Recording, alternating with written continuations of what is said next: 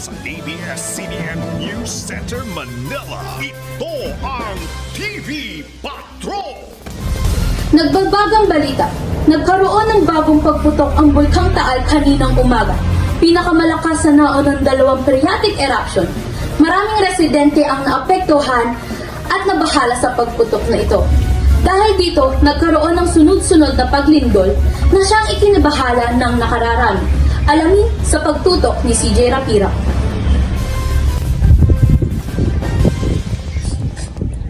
So yun nga, Miss Katugon, nandito ako ngayon sa Talisay, Batangas, kung saan nagkaroon ng phreatic eruption ang Bulkan Taal kani-kanina lamang. Nagkaroon ng minor phreatic eruption ang Bulkan Taal pasado alas 10 ng umaga. Ang pagputok na ito ay dahil sa pagdikit ng tubig sa ilalim ng bulkan at dahil sa mainit na magma. Umabot ng 500 metro ang ibinuga nitong usok at nagkaroon din ng sunod-sunod na pagyanig ng lupa na tumagal ng 5 minuto. Nananatili sa alert level number 1 ang bulkan. Ay, ayun nga ho. Ang aking ho nakita kanina ay kakaiba ho. Ay, kakaiba ho talaga. Ay, ang sabi ho kanina, pumutok daw po ang bulkan. Ay, sabi ko, tunay gayon. Ay, kala ko hindi tunay. Yung pala'y tunay. Alam niyo ho, narinig ko. Otot ho, nakatabi ko. Hindi ho, putok ng bulkan. Kaya ho kami, tarantana, kala na may putok ng bulkan. Otot lang ho, pala nakatabi ko. Ay, ayun lang ho, masasabi ko. At hindi ko ho talaga nakita. Thank you po. Naglalaro kami basketball ng aming magtotropa. Ay biglang lumindol. Akala namin dumating si Kulawo. Bah, pagtingin namin ni Bulkan, tatakbo kami. Ang baho, amoy asupre. Ang baho din ni Kulawo. At nga ba si Kulawo? Sino ka? Ay, wait lang ho. Akin muna hong puputulin ang inyong interview. Ay, arehong lalaking Areho, ang may pakana kung bakit mabaho ang pagputok ng bulkan. Aba, Ay, ang lintik ko nga umutot, hindi ho, asupre ng bulkan na inyong naamoy. Utot ho ng kupala ng are. Ay, hindi ho, kaaya-aya ang amoy. Ay, ang baho, gilaang ho. Dahil sa pangyayaring ito, inaasahan ang sunod-sunod na lindol kung kaya't inaabisuhan ang mga residente na magsihanda at lumikas na kung kinakailangan. Back to you, Katagonon. Maraming salamat, CJ. Pinapayuhan ng mga residente na manatili sa kani-kanilang mga bahay at tumutok sa mga susunod na balita. Naghahatid, Iya Tagon. Oh, hala, pumutok na naman ang bulkan? Kaya nga na napanood ko kanina. Sabi dito, maaari pang lumindol. Nagbabago na talagang panahon ngayon, no? Kung ano-anong dilog yung dumadating. Saan na ba yung kapatid mo? Nagugurong at mundot lahat. Gala pa ng gala. Ewan ko ba sa magaling yung Hala, anong oras na? Lagot ako sa nanay. Ning, saan ka galing? Gumala lang po ako, kaya kasama ko naman po mga kaibigan ko. Bay, di nyo ba nababasa ang balita? Pumuputok daw ang bulkan. Ay, ganun po ba? Hindi po namin alam dahil nga po galing po kami sa labas. Sabi ng balita ay baka lumindol daw. Maigi pa ikaw umuwi na. Baka dito ka paabutan ng lindol. O, sige po. Ay, saglit lang, Ning. Sabihin mo nga pala sa nanay mo, maganda kayo para maigi na kapag nabutan kayo ng lindol, kayo'y handa. Sige po, thank you po. Mahirap na yun eh. Oh, yan na pala siya Oh, Mahalo po, Nay. saan ka nang galing? Pasensya na po, Nay. Gumala lang po kami ng mga kaibigan ko. Nalindol na't lahat. Gala ka pa ng gala. Oo nga po nasabihan na rin po ng kapitan na maghanda na raw po kung sakaling lumindol. Oh, ano pa hinihintay nyo? Ihanda nyo lang dapat ihanda. Nay, ano ba ang mga kailangan nating ihanda? Kahalagahan ng paghahanda para sa mga lindol, dulot ng aktibidad ng bulkan ay napakahalaga dahil ang mga pagsabog ng bulkan ay kadalasang nagdudulot ng pagyanig ng lupa na maaaring magdulot ng malawakang pinsala. Ang pag-charge ng cellphones ay tumutulong upang matiyak na mayroon kang sapat na baterya para magamit sa ibang mahalagang bagay. Ibaba ang mga bagay na babasagin at delikado sa mga matataas na kabinet o lalagyan upang hindi ito mabasag. Ilagay ito sa mababang lalagyan o sa ilalim ng cabinet para kahit mabasag ay hindi ito magdudulot ng anumang malalang panganib. Bago lumindol ay handa ang mga importanteng gamit tulad ng gamot, susi, flashlight, pera, alcohol, mga importanteng dokumento, at iba pa. In case of emergencies, mahalaga ang pagsisave ng emergency hotlines dahil ito ang makatutulong sa atin upang maalis tayo sa anumang mga panganib. Maghanda at mag-imbak ng emergency supplies tulad ng pagkain na delata, biskwit, at tubig. Ilagay sa isang ligtas na lalagyan upang madaling magdala kung sakaling lumindol at lilikas. Manood ng mga balita upang manatiling updated sa kung ano mang nangyayari sa paligid.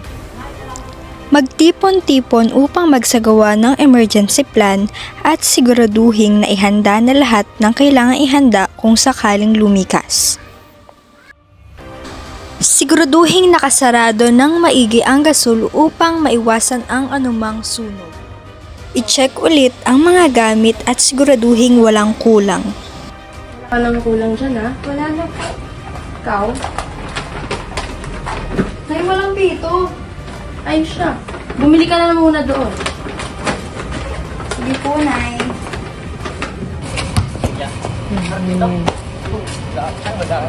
Zel, saan punta mo? Bibili ng pito. Bakit? Pito? Ano ka, referee? Pumutok ang bulkan, di ba? Baka lumipad na naman ang malakas. Naghahanda na kami. Eh kayo, naghanda na ba kayo? Alangan? Basic. Siyempre, Boy Scout kami. Oo nga! Flashback. Nabalitaan niyo, pumutok daw ang bulkan. Baka lumindol. Tatakot natin, bakla ka ata eh. Bayno? Wala yan. Mantala naman lo di bukas. Anong date niyan? 15. Ba di naman manood ng UAP? Kilala ko ng mga Kasi naman ano? Enyo nga! Enyo! UST yan boy! Lasal! GSU! Babalik ang gito yun! Ano? Pustahan tayo! Ano? GSU! Sige, pusta ko na lahat! Kasama yung pressure cooker namin! Para pupusta ko, ano? Ayan, 30 pesos! Naku po! Wala kwenta! Nakakatulong ito! Nakakatulong to para hindi naman nakatulad mo! Dahil sa kandong, naiiwasan magkaanak katulad mo! Ay, bawal ka naman. Pusta ko pa yan? End of flashback. Handa na ba tayo? Nay, ano po ba nangyayari pag nagkakalindol? Huwag mo nang alamin. Mabutit pa't di pa narating. Nay, nalindol po ata. Ano pong gagawin? Oo, huwag ka matataranta. Ito ang mga dapat mong gawin. Habang lumilindol, ay agad na pumasok sa loob ng inyong tahanan at manatili upang maiwasan ang mga aksidente na maaaring mangyari. Magpunta sa ilalim ng matitibay na taguan tulad ng lamesa at manatili. Habang lumilindol, gawin ang drop, cover, at hold on. Kung mayroong helmet o protection sa ulo, ay agad na isuot at kumapit sa matitibay na bagay bilang suporta. Umiwas sa mga puno o sa anumang mga bagay na pwedeng matumba. Kung naabutan sa labas ng bahay, ay proteksyonan ang ulo at ang leeg at pumunta sa open ground para mag-drop at cover. Naabutan pa yata ang kapatid mo dun sa labas. Eh, Nay, wala na po ata nandun sa labas. Tara pa na ba? Di muna, di tayo nakakasigurado kung ligtas na ba talaga. Oh. Buti nakarating kang ligtas. Oo nga, Nay. Naabutan pa nga ako sa labas eh. Eh, Nay, may naiwan po ang gag sa labas. Tara pa na ba? Mamaya na yun. Ito man ang mga kailangan niyong gawin. Pagkatapos ng lindol, ay siguraduhin sarado ang mga pintuan at manatili lamang sa loob ng tahanan upang palipasin ang lindol. Magtingin ng mga panibagong updates or abiso para masigurado na ligtas na o kailangan nang mag-evacuate. I-check kung may nasugatan o nasaktan pagkatapos ng lindol at bigyan ng agarang lunas o first aid. I-check ang mga gamit. Tignan kung may mga nasira na maaaring magdala ng peligro. Mag-evacuate na kung kinakailangan at dalhin ang mga bagay na importanteng hinanda.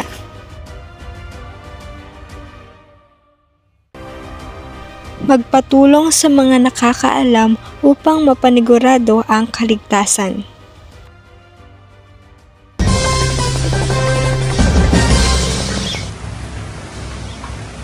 Nandito ako ngayon sa Talisay Evacuation Center kung saan maraming residente ang nagsalikas dulot ng malakas na lindol na dala ng pagsabog ng Bulkan Taal. Hindi ko naman inaasahan yung lindol. Yung pusa ko, si Pekpek, namatay tuloy. Hindi ako nakapaganda. Wala, di na namin alam gagawin. Dilubyo nangyari kanina eh. Talagang... Meron nga akong kasama ko, sobrang karipa sa dapa. Ay, nagdapa ako. Ay, problemado sa tropa. Yung chinelas ko naiwan sa sobrang kaba. Di ka naman yung pinaproblema mo pa. Wala ka. Siyempre nga, May bahay, kotse, tsinelas lang naalala mo.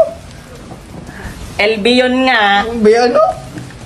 O, saka titira ka sa bahay. Okay na. So, yun nga, napakalakas ng lindol kanina. Nahirapan kaming mailigtas ang mga residente dito dahil nga nasira ang mga daan. Kaso buti na lang naagapan namin at nailikas naman namin silang lahat.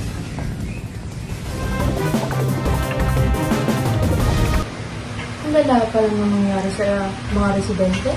Kaya nga na eh. Bakit po, Nay? Hindi to, nakarating sila sa evacuation center, wala na silang mapuntahan. Buti na talaga nakapaghanda tayo. Yan ang kahalagahan pag alam natin ang gagawin bago, habang, at pagkatapos. Yan o,